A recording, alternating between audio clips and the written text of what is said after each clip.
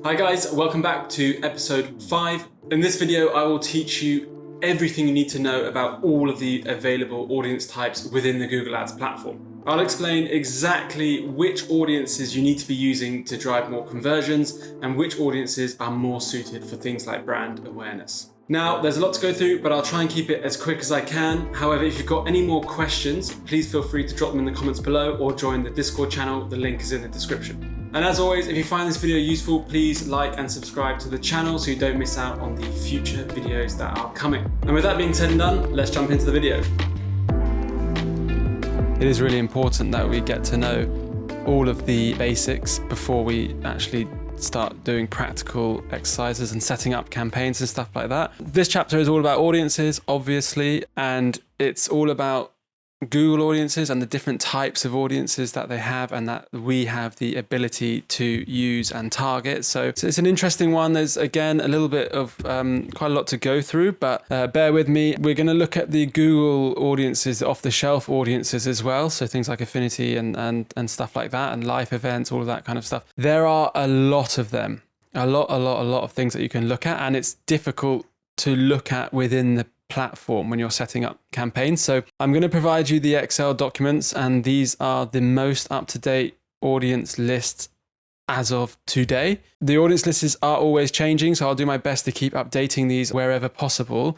But if you do want to find them yourselves, you can navigate to Google and you'll be able to find those audience lists as well. And essentially, they will have a huge list of the available audiences they have. They'll have one for in-market and one for affinity and so on. And you can just download those, save them, and then when you're planning your campaigns, I'd recommend, if you're selecting off the shelf audiences, to use the Excel document to find the audiences that you need. So let's dive into the audiences themselves. So in terms of the different segments available, there are 4 main categories. This is kind of how I bucket them themselves. So it's not necessarily a line from Google themselves, but we have the Google segments. So these are Google's, what I like to call off the shelf segments, so everyone has access to these. You can go straight in and just target any of these into any campaign you want. Not all Google segments are available in all campaign types, but we will touch on that when we're actually setting up campaigns themselves, and I will also touch on it briefly in the campaign types overview we did earlier. So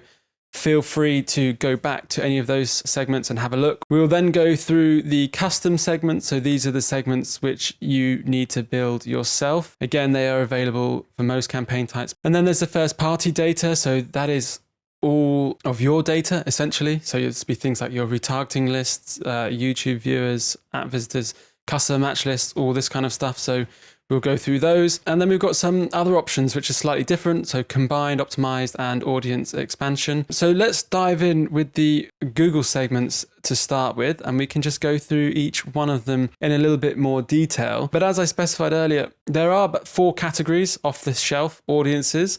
All advertisers have access to them, and this is definitely the fastest and easiest way to get started with audiences. Now, I have to say here as well, the number of audiences available in each of these is unbelievable. Unless you're running a really niche campaign or your product is very niche to a very specific audience, it's highly likely you'll be able to find your audience within the off-the-shelf audiences already, particularly in the in-market and affinity. They are just really extensive, and they drop down into different categories as well. So you have like a broad category, then a slightly narrower category within that, and then narrower again. So you can really hone in on your audiences. So for the vast majority, I would suggest definitely starting with the Google off-the-shelf audiences. They're a great way, and they are also very effective as well. So let's begin with the affinity audience. So affinity segments allow you to reach people based on a holistic picture of their lifestyle, passions, and habits.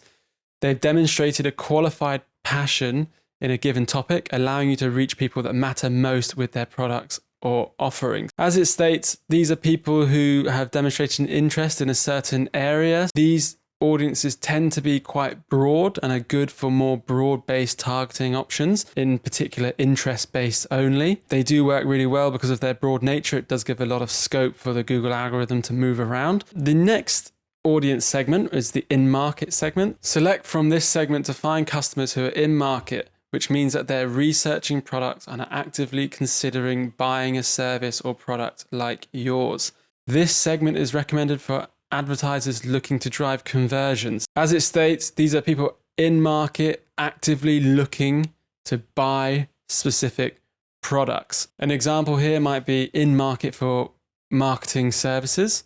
That is an off-the-shelf in-market audience that you can target. So if you are running a marketing agency, that could be a go-to audience, and that's likely going to do very well. Again, the in-market list is huge, just like Affinity. Take a browse through it, see how many there are, try and find your category, where you sit within there, and highlight any audiences of interest. Not always, but broadly speaking, the in-market audiences tend to be a little bit on the smaller side when compared to Affinity. Most of them are not small segments, don't get me wrong, they are all also mostly large segments, so you shouldn't have any problems with scaling and optimizing within these, using these audiences. So again, a great match to start off. Next on the list is detailed demographic. Demographics commonly refer to age, gender, and parental status, but detailed demographic segments are broad segments of the population that share common traits. Detailed demographic segments include university students, homeowners, and new parents. I believe there's also things like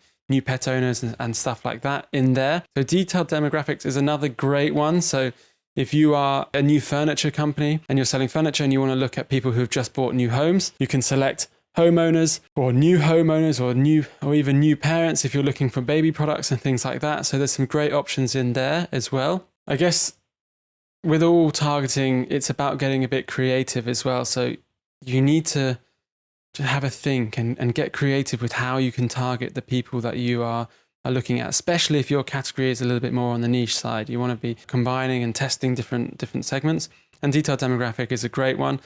The next segment is one that I really like as well. I've used quite a lot, is the life events. So engage with consumers around important life milestones like graduating from college, moving homes, or getting married. By understanding when these moments are taking place, you can tailor your advertising to reach the right users with the right message. So apologies, in detailed demographic, I did put in moving home, but this is actually a life event. And I think as well, new pets will also be a life event as well. So apologies there. But exactly as it says as well, this can be great for targeting people who are in a bit more of a transitional phase in their life. Life events can be anything from starting new businesses, getting married, moving homes, things like that. Again, can be quite seasonal. So this audience, you need to be a little bit careful. They can be a bit small if it's quite a niche audience. But remember as well, this audience is constantly updating.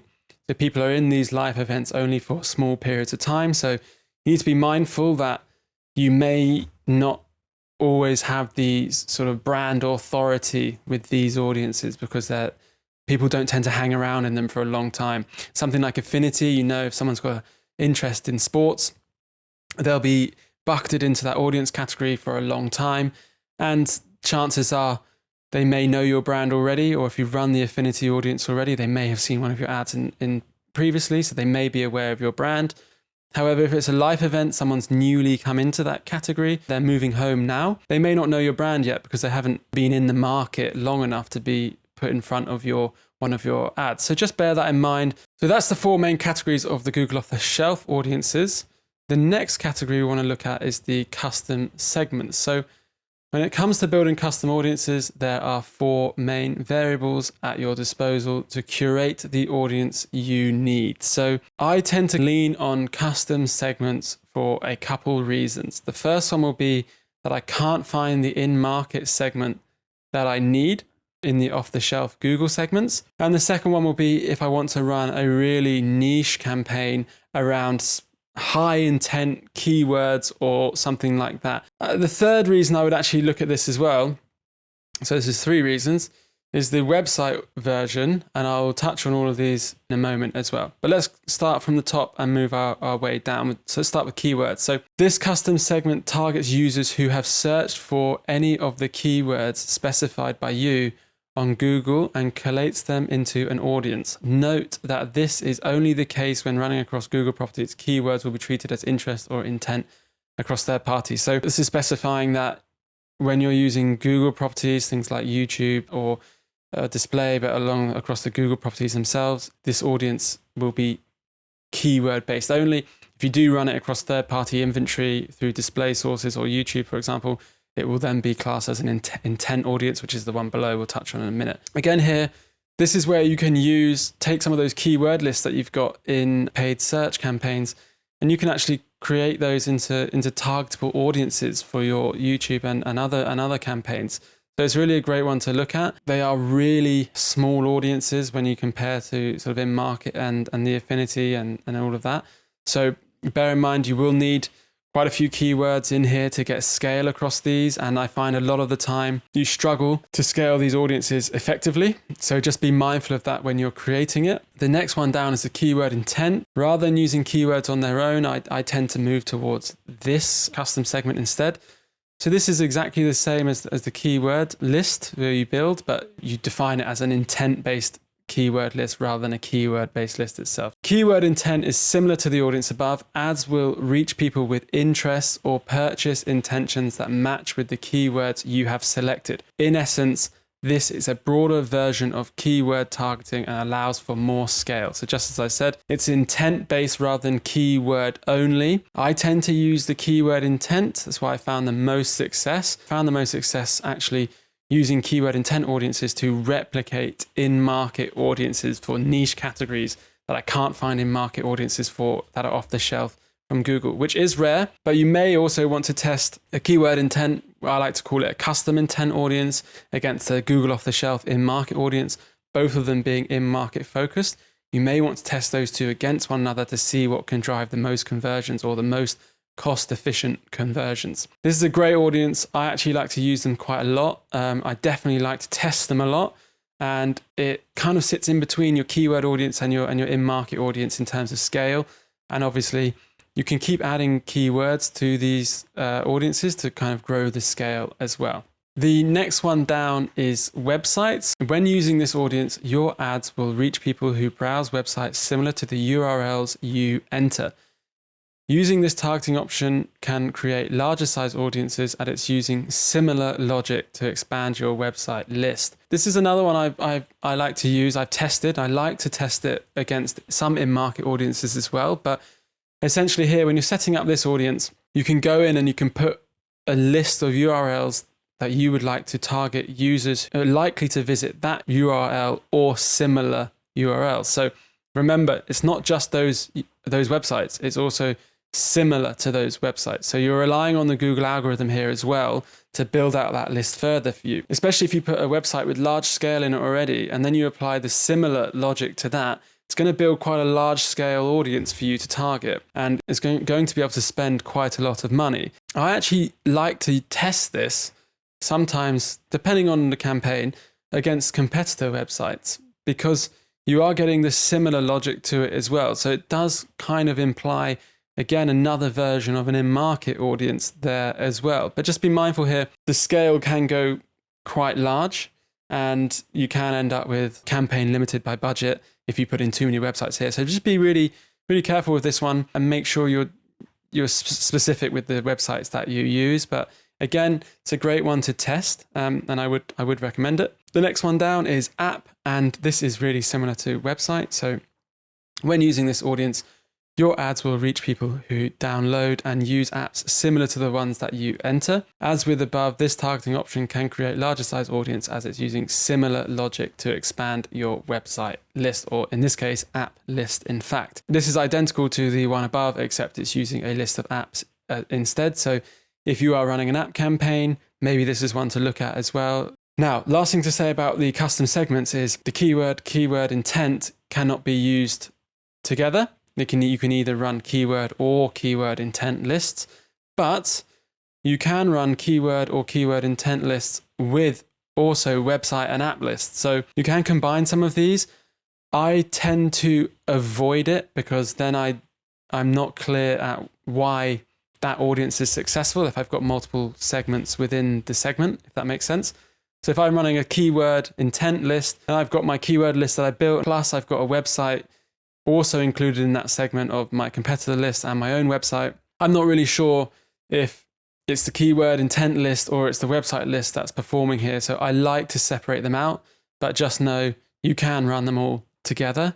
Moving on, we have the first party data list. So using your data segments, there are 4 ways you are able to target consumers who have already engaged with your brand or product. So this is all about retargeting. This is all about using your data and re-engaging those who are already engaging with your brand. So again, this is a really important data segment that you really need to be paying attention to. I recommend for all brands, you must be running retargeting campaigns. You must be re-engaging those people who have already shown an interest in your brand. When it comes to your first-party data and the different types of audiences that you can build, we really have got 4 main audiences here. The first one is your website visitors, and this remarketing audience is built by targeting users who have visited your website already. This can be built by re-engaging users who have visited specific pages or the entire website. So you can build out audiences, people who have just landed on your landing page that haven't converted. You can also create lists of people who have already purchased. If the service that you offer is a one-time purchase, then you can actually use that list to exclude targeting those people in the future. So great list to be building out and very versatile in what you can do with it. Similar again with the app visitors. As expected, this is a list of users who have interacted with your app. So you can use that to retarget them, to get them back into using an app engagement campaign, or you can look at excluding them from your new campaigns. Thirdly, I think this one gets missed a lot. If you are running YouTube activity, you have a YouTube channel, this is great. This is a list of users who have interacted with your YouTube channel or content. There are several options to choose from here, some of which include users who have seen your ad, users who have watched certain videos, liked a video, subscribed, or visited the channel page. So if you have a large YouTube channel, you will find that you will get quite good scale when targeting those who have engaged with your YouTube channel. And if you want to retarget only people who have seen your ad, then you can do that as well if you're running a YouTube campaign. So this is a great one. It gets missed out a lot. I think a lot of brands don't necessarily have a lot of YouTube content, but if you do, this is a fantastic audience to be working with.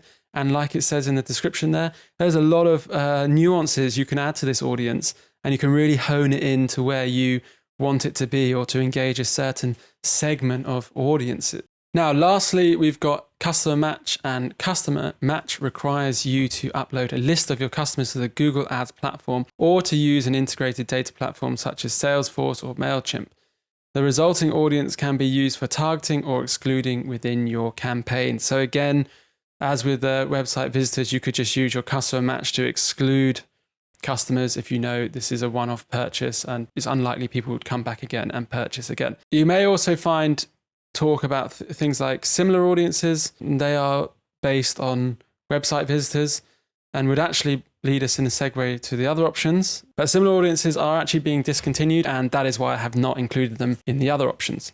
But lastly, we have the other options. So there are 3 other options available to include within your campaigns. Optimize and expansion can be set at the campaign level during setup or partway through the campaign. So I'll just go into those 2 in a moment. But before I do that, I want to touch on the combined audiences. Combined audiences is something I use a lot, or not a lot, but I like to use to nail down a particular audience. But please bear in mind that when you use combined audience, you may end up restricting scale quite significantly, which can result in higher CPMs, which ultimately can result in higher cost per acquisitions. Doesn't always happen, but it can do. So just bear that in mind if you use that. But it's essentially, this segment allows you to introduce AND logic to a collection of segments. This allows you to combine segments to refine your audience further. So an example here is targeting people who are moving house and looking for financial services. So if I were to do that, I would then go ahead and my combined audience, I would first select the banking services in market audience. Then I would apply the AND logic, and I would go into the life event section and include moving house. So what that does is, in a traditional segment, you would include your in-market segment, and then you would also include a life event segment. But what that would do is that would apply an OR logic, which means it would target anyone who is in market for banking services or who is moving house. But if we want to refine it further to in market and moving house, then we have to apply the AND logic. So this is where the combined segments come in. So that's how we do that. But if you do want to play around with it, just go into the audience manager, select the combined segments tab, and you can have a play around with it in there as well. We will be going into audience manager, so I'll point that out when we do the live demonstration. The next targeting option is optimized targeting. So I have touched on this already in the platform overview, but this option is auto applied when setting up most conversion focused campaigns. I would suggest turning it off. The aim here is to allow the Google algorithm to expand the audience to find more conversions at a similar cost to your current audience. This is Google's way of opening up the targeting essentially, so you kind of lose control over the targeting. If you want to target a specific audience, I would recommend always turning this off. If you turn this off, it's always going to be in your recommended to turn it back on, but just ignore it. Things are going well. If things are not going well, then maybe there's a reason to turn it on and maybe there's not. It's up to you. It's very situation dependent, basically. But as a general rule of thumb, if you are targeting an in-market audience or something, generally I would recommend not really using the optimized targeting feature. That may change in the future if it gets better, basically. But for now, it's not quite good enough for me, so I would suggest not using it. Next on the list is audience expansion. Audience expansion opens up additional inventory by expanding to additional relevant audiences. Audience expansion is available for video campaigns that use the product and brand consideration or brand awareness and reach goals. In essence, audience expansion is the same as optimized targeting, except it's for brand-led or awareness-led campaigns. Next, we will be going through a live demonstration on the Audience Manager platform. Within that, we'll be building a couple custom audiences, and also I'll be showing you how to build those retargeting audience as well. So stick with me, and I will see you again in a minute on the Google Ads platform.